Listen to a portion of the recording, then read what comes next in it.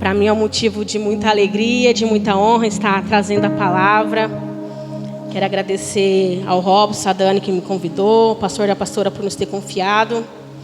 E dizer que estou um pouco nervosa. Vocês me verem caída no chão, vai socorrer, viu, gente? Não vai achar que é Espírito Santo me deixar jogado no chão, não. Me socorre, pelo amor de Jesus. Mas hoje vou estar trazendo a palavra, que é sobre frutificando vidas. E a igreja está trabalhando com um tema, né? Nós vamos trabalhar esse mês de março sobre os pilares da igreja. Quais são os pilares? Que é ganhar, consolidar, discipular e enviar.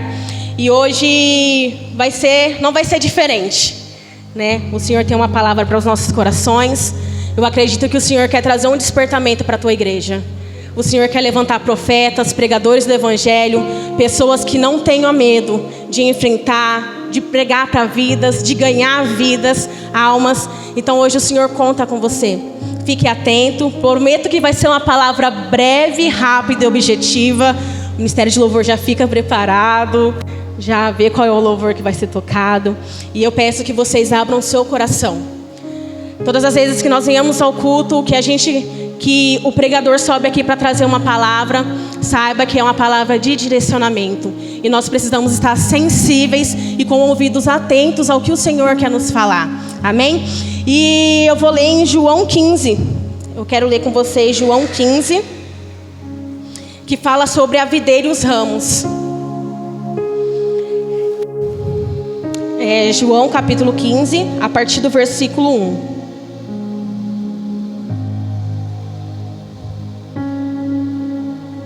Amém? Todos acharam? A palavra de Deus diz assim: Eu sou a videira verdadeira e o meu pai é o agricultor. Ele corta todo ramo que estando em mim não der fruto, e poda todo aquele que der fruto, para que dê mais fruto ainda. Vocês já estão limpos pela palavra que tenho falado. Permaneçam em mim e eu permanecerei em vocês. Como um ramo não pode dar fruto por si mesmo, se não permanecer na videira, assim vocês também não podem dar fruto, se não permanecerem em mim. Eu sou a videira e vocês os ramos. Se alguém permanecer em mim e eu permanecer nele, esse dará muito fruto. Pois sem mim vocês não podem fazer nada. Se alguém não permanecer em mim, será como um ramo que é jogado fora e seco. Tais ramos são apanhados, lançados ao fogo e queimados. Se vocês permanecerem em mim e as minhas palavras permanecerem em vocês, pedirão o que quiserem e serão concedido. O meu Pai é glorificado pelo fato de vocês darem muito fruto, e assim serão os meus discípulos. Como o Pai me amou, assim eu os amei. Permaneçam no meu amor. Se vocês obedecerem aos meus mandamentos, permanecerão no meu amor, assim como tenho obedecido aos mandamentos do meu Pai e permaneço no amor dele. Tenho dito essas palavras para que a minha alegria esteja em vocês e a alegria de vocês seja completa. O meu mandamento é este: amem uns aos outros como eu os amei. Ninguém tem maior amor do que aquele que dá a própria vida pelos seus amigos. Vocês são meus amigos se fizerem o que eu ordeno. Já não os chamo de servos, porque o servo não sabe o que faz o Senhor. Em vez disso, eu os tenho chamado amigos. Porque tudo que eu ouvi do meu Pai, tornei conhecido a vocês.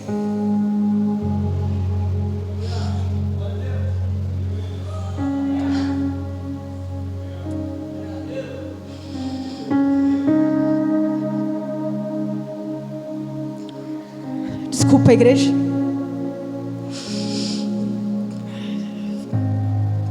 Vocês não me escolheram, mas eu os escolhi e designei para que vão e dêem fruto.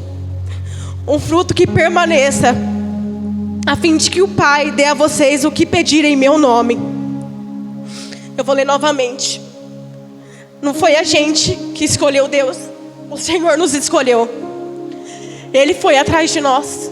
Nós não estamos aqui porque nós queremos, mas é porque o Jesus nos chamou para algo profundo com Ele. E eu vou ler novamente o versículo 16, que fala: Vocês não me escolheram, Mas eu os escolhi e designei para que vão e deem fruto, um fruto que permaneçam. a fim de que o Pai dê a vocês o que pedirem em meu nome. E este é o meu mandamento a vocês: amem uns aos outros. Amém? Aqui fala sobre Jesus, né, antes dele subir aos céus, ele conversando com os seus discípulos. E ele começa a contar essa história para eles. Ele se coloca como uma videira verdadeira. Nós somos os ramos e Deus, ele é o agricultor. E ele fala assim que quando a gente não permanecemos nele, automaticamente os ramos são arrancados. Quando fala permanecer, ele quer dizer quando a gente estamos conectados com ele. Quando nós não estamos conectados com o Senhor, automaticamente a gente se afastamos dele. Quando nós não estamos conectados com ele, automaticamente vem a esfrieza espiritual, automaticamente vem o desânimo, automaticamente vem a vontade de desistir. Mas o Senhor, ele deixa claro que quando nós permanecemos, se vocês lerem com atenção em João 15, ele fala: se vocês permanecerem, 10 vezes ele repete essa palavra. Quando nós permanecer nele, automaticamente a gente dará muitos frutos. E a palavra fala que todos nós somos chamados para dar fruto. Aqui não é só o pastor, não é só o líder de célula. Todos nós temos uma missão que é dar frutos. Mas o que é dar frutos, Vanessa? É você ganhar vidas. É você ir ministrar para as pessoas que necessitam de uma palavra. É você ser um canal de bênção na vida daquela pessoa que está no seu pior momento. É você ser um canal de bênção com palavras de motivações, palavras que vai levantar, palavra de restauração, palavras de sabedoria a essas pessoas. O Senhor tem nos chamado para sermos ganhadores de vidas. O Senhor, ele quer que a gente faça aquilo que ele colocou para a gente fazer, que é ide e pregai o evangelho. O Senhor, ele tem nos chamado, ele tem pressa para fazer, mas muitas vezes nós se limitamos, nós se colocamos como não capazes. Eu não consigo falar, eu não consigo pregar, eu não consigo falar de Deus, eu não consigo fazer nada. Mas o Senhor, ele quer te usar na sua simplicidade.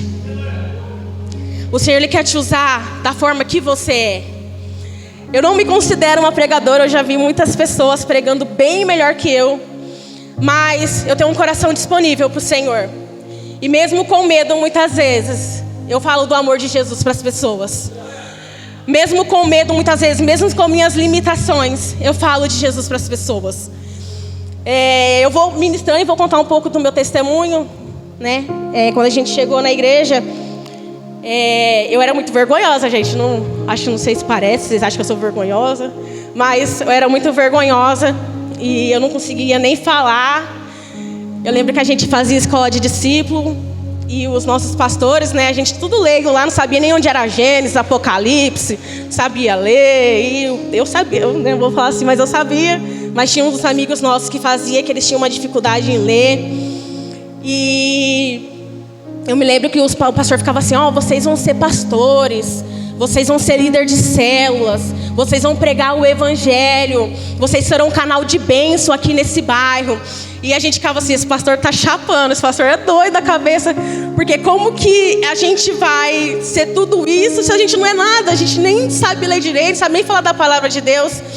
E ele, todo domingo de manhã, ele sentava com a gente e ele ensinava a Bíblia. Ele ensinava a palavra. Quantas vezes ele foi em casa, o Miguel no processo dele, né, sair do mundo, das drogas, das bebidas, e ele em casa e ele lia com o Miguel o fazedor de um discípulo. Sentava, lia, mostrava, ensinava, pregava o evangelho para ele. E o que eu quero dizer para vocês é que o Senhor tem nos chamado para isso, para uma grande obra. Às vezes é quem a gente menos espera, é o que o Senhor vai levantar. A gente éramos pessoas improváveis aos olhos do mundo, mas aos olhos de Deus não. Aos olhos do Senhor nós éramos uma pedra preciosa. E saiba que sempre tem alguém do seu lado que é uma pedra preciosa. Muitas vezes a gente temos que começar a olhar com o olhar de Cristo. E sabe que eu aprendi em 10 anos de ministério. Hoje nós estamos aqui há 5 meses. Eu sou muito grata pelo novo ciclo que o Senhor nos permitiu a viver.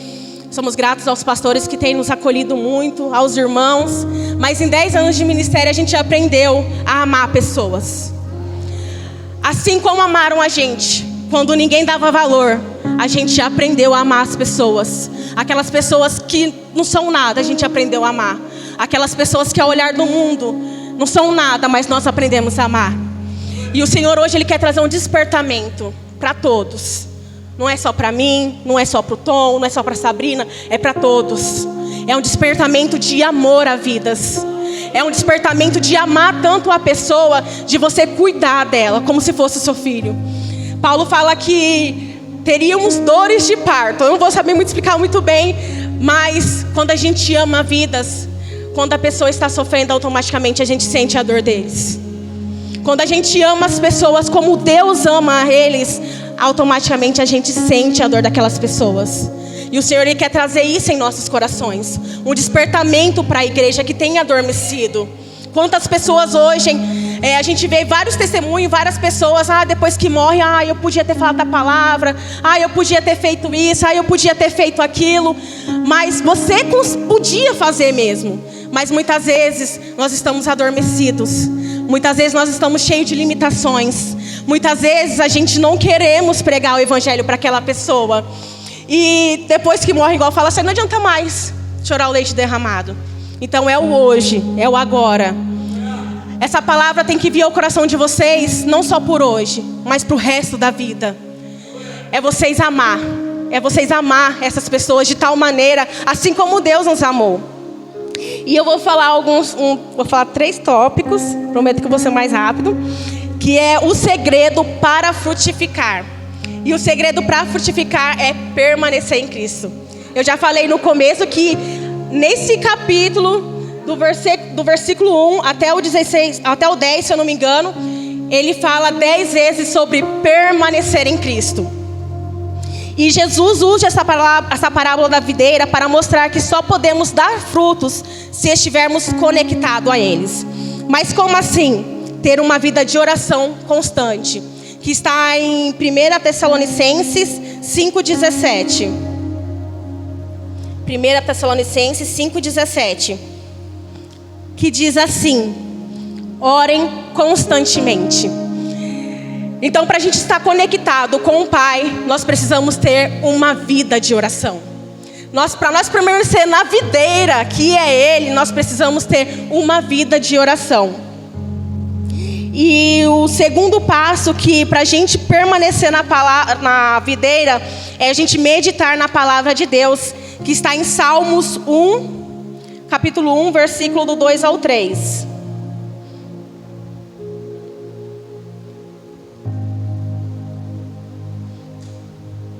Salmos capítulo 1 do versículo... Calma, deixa eu ver. Salmos capítulo 1, versículo 2 e 3.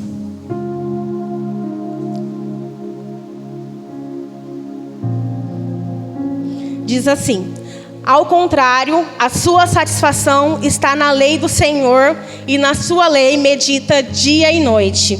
É como a árvore plantada junto a ribeiros, dá fruto no tempo certo, e as suas folhas não murcham. Tudo o que ele faz prospera. Amém? Então nós precisamos orar e meditar na palavra. Uma planta, vou dar um exemplo de uma planta. Quando a gente deixa... Gente, eu sou péssima de planta, não me dê planta. Se um dia vocês quiserem me presentear, não me dê planta, porque elas morrem. Mas se nós ganhamos uma planta, uma orquídea, um exemplo, né, que é eu acho mais bonitinha. Se a gente não saber cuidar dela, se a gente não aguar ela da forma certa, ela vai fazer o quê? Morrer. Assim é automaticamente, gente. Quando a gente não estamos conectados a Deus, quando a gente não tem um tempo de palavra, de oração, automaticamente a gente vai se esfriando. A gente vai se distanciando de Deus. E aí a gente começa a ouvir várias vozes, menos a de Deus. Por isso, para a gente permanecer na videira, nós temos que estar conectados com o Senhor. Amém? Glória a Deus. E quais são os frutos que devemos dar? A Bíblia fala sobre diferentes tipos de fruto que devemos manifestar. Um deles é o fruto do Espírito, que está em Gálatas 5, 22 ao 23.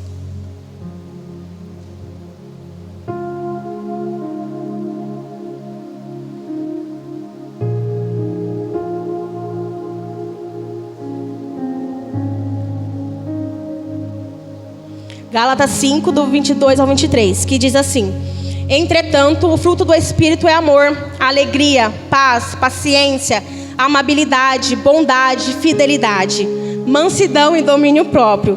Contra essas coisas não há lei. Então, para a gente dar frutos, nós precisamos ter o quê? Os frutos do Espírito. Que é algo que a gente precisamos pedir muito e muito para Deus.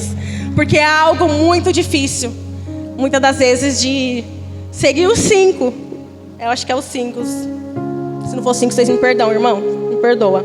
Mas ele fala sobre o amor, ele fala sobre a alegria, a paz, a paciência, a benignidade, bondade, fidelidade, mansidão e domínio próprio. A gente, quando começa a seguir os frutos do Espírito, parece que é até uma coisa. Quando você fala assim: Deus, eu quero ser uma pessoa melhor, eu quero ter mansidão no meu coração, eu quero ter o domínio próprio, eu quero ter uma paz. Parece que a sua vida vira de cabeça para baixo. Mas é o Senhor nos guiando na rota certa. Porque como a gente vai ter domínio próprio se a gente não tiver o que enfrentar? Como a gente vamos ter mansidão se a gente não tiver o que enfrentar? Então nós precisamos, para dar frutos, nós precisamos ter os frutos do Espírito. Porque quando a pessoa chegar perto de você, aquela vida chegar, você vai ter a mansidão de Jesus no seu coração. Você vai ter a paz, a alegria, a humildade de falar com essas pessoas. E o outro também, o fruto que devemos dar é o frutos de boas obras. Eu peguei um texto, referência que está em Atos 9, do 36 ao 42. Nessas atitudes precisam glorificar a Deus. Devemos ajudar os necessitados, amar ao próximo e praticar a justiça. A pastora, esses dias atrás, ela ministrou sobre Tabita, Dorcas. E essa mulher é um grande exemplo de Deus. Essa mulher é um exemplo de cuidado, de amar vidas, de se colocar no lugar do próximo. Fala que ela cuidava dos órfãos, das viúvas, cuidava dos necessitados. E fala que quando ela morreu, aquela igreja sentiu muito por ela ter morrido. E fala que eles automaticamente mandam chamar Pedro. E quando Pedro chega, Pedro ora, ela levanta, no caso ela se ressuscita novamente, né? E o Senhor faz a boa obra. E aquela igreja fica feliz novamente. E o que eu quero dizer é o que como que as pessoas nos veem? Será que as pessoas nos veem como uma pessoa bondosa? Ou será que o Senhor, ou será que as pessoas nos veem como uma pessoa ruim? Como será que as pessoas ao seu redor têm te avaliado? Porque a gente cuidar de quem a gente ama é muito fácil. Agora a gente cuidar das pessoas que a gente nem conhece é mais difícil. Mas é aí que a gente somos a diferença. A palavra fala que nós somos luz do mundo e sal da terra. Quando ele fala luz do mundo e sal da terra, claro que para os nossos familiares, para as pessoas ao nosso redor que nos conhecem, é certo também. Mas nós somos luz do mundo e sal da terra para aquelas pessoas também que não nos conhecem. Nós somos a diferença. Por isso que fala que para a gente se encaixar, para a gente ganhar vidas, a gente precisa amar. A gente precisa sim ter o fruto do Espírito. A gente precisa sim estar no centro da vontade de Deus. A gente precisa sim estar conectado com o Pai direto. Porque se a gente não fazer isso, a gente não vai conseguir. Como que a gente vamos ganhar vidas? Nós vamos ser uns, desculpa a palavra, falso cristão? Nós vamos ser aquelas pessoas que na frente, aqui na igreja é uma coisa e fora da igreja seremos outras? Ou será que nós seremos um exemplo de cristão lá fora? Ou será que nós seremos mesmo sal da terra e luz do mundo? Seremos conhecidos como Dorcas? Será que nós seremos conhecidos como uma pessoa amável? Uma pessoa que ajuda os necessitados? Nós precisamos hoje fazer uma avaliação dentro dos nossos corações. E começar a rever o que nós estamos fazendo. É noite de posicionamento. E um tópico também que fala sobre quais frutos que devemos dar é o resultado, frutos de almas ganhadas para Cristo, que está em Mateus 28, do 19 ao 20.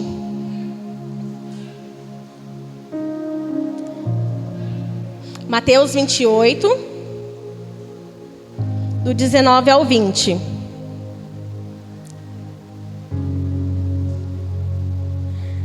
Amém? Todos acharam?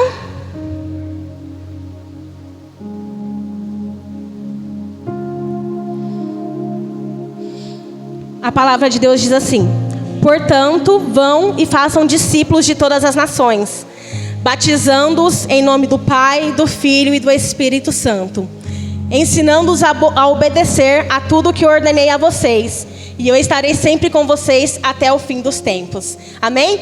Então é uma ordem de Jesus. Como eu falei no começo, Ele nos escolheu para pregar a boa nova. Ele está falando: ide por todo mundo, pregai o evangelho a todas as nações. Ele não está falando para a gente pregar só para os nossos vizinhos, para nossa família, mas a todo mundo. O Senhor, Ele quer despertar em nós um desejo de ganhar vidas, um desejo de almas. E o resultado de uma vida frutífera é que quando permanecemos em Cristo, damos frutos e nossa vida tem propósito e sentido. É automático. Eu não vou saber te explicar. Quando a gente vê, pelo menos quando eu vejo uma vida sendo salva, quando eu vejo alguém aqui se rendendo aos pés de Jesus, quando eu vejo um amigo meu vindo buscar o Senhor, quando às vezes eu vejo pessoas que eu nem conheço aqui se rendendo aos pés de Jesus e aceitando Ele, é algo inexplicável. É um sentimento de falar: vencemos mais uma batalha, ganhamos mais uma vida, ganhamos mais um território. E nós precisamos se posicionar. Essa igreja é uma igreja de potencial. Desde quando eu cheguei aqui, eu falo que é uma igreja de um potencial enorme. Vocês não sabem a preciosidade que vocês têm na mão. Vocês têm algo diferente de Deus. Vocês têm algo diferente da parte. É a palavra errada, gente. Mas vocês têm algo diferente. Vocês têm uma essência diferente. Vocês têm essência de adoradores. Vocês têm um principal que é Jesus. E muitas vezes só o que falta é um desejo a mais de amar pessoas, de buscar vidas, de lutar por pessoas. Hoje o Senhor está nos chamando para arregaçar a manga e ir para o campo, porque a colheita está aí. A colheita está aí. E aqui, vou contar, para me finalizar, eu falei para vocês que minha palavra é rápida, breve e objetiva. O Ministério de Louvor pode ficar pronto. Para finalizar, o Senhor nos trouxe aqui, eu e meu esposo, a minha filha, da primeira vez que a gente foi visitar. E a gente já sentiu uma alegria muito grande, de verdade, uma alegria como se a gente já estivesse em casa. Nós se sentimos em casa, nós se sentimos tão à vontade. E eu me lembro que pessoas nos abraçaram. O Eduardo ficou ali do lado, eu achei até engraçado que ele sentou do nosso, terminou o culto, ele desceu do louvor, ficou lá do nosso lado ali só esperando para finalizar. Aí conversou com a gente, nos abraçou as irmãs. E vocês têm o principal. E o Senhor trouxe a gente aqui, lembrei, para nos despertar novamente o nosso ministério. O Senhor aqui, Ele renovou novamente. Ele renovou o nosso primeiro amor. Ele renovou o nosso ministério. Porque a gente passou muito tempo em uma igreja onde o ciclo se encerrou. E a gente acabou se acomodando. A gente acabou paralisando. Porque a gente achou que estava tudo bom, tudo maravilhoso. E hoje eu recebi uma palavra da pastora. E ela fala assim que a gente não entende. Mas talvez parecia que a gente tinha até caído de paraquedas. Foi a palavra dela. Parecia que caíram de paraquedas. Mas não. O Senhor, Ele fez esse reviravolta toda na vida da minha família. Para trazer um despertamento para a gente. Um despertamento novamente de amar pessoas, de ganhar vidas, de pregar o evangelho. Muitas vezes a gente não vai estar no altar. E tudo bem. Nós não precisamos estar no altar sempre. E não é isso também o que a gente quer. Mas nós temos o desejo de ganhar vidas. Hoje o Senhor, Ele quer despertar em nós esse desejo. E desde o começo, da primeira vez que eu vi o irmão, que eu sempre esqueço, como é o nome do irmão lá, Emerson? Da mocinha que prega aqui na igreja, eu esqueci o nome dele. Aquele irmão lá, ó, de trás lá. Severino. Não sei como que eu chamo ele. Bill Severino. Bill, não sei. Mas, da primeira vez que eu vi você pregando, ministrando, eu vi uma graça de Deus sobre a sua vida.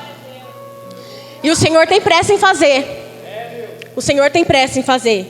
Mas só falta o nosso posicionamento. O Senhor, Ele quer usar, mas muitas vezes falta o nosso posicionamento. É a gente largar as nossas limitações, se colocar de pé, arregaçar as mangas e lutar. Então se coloque sobre os seus pés.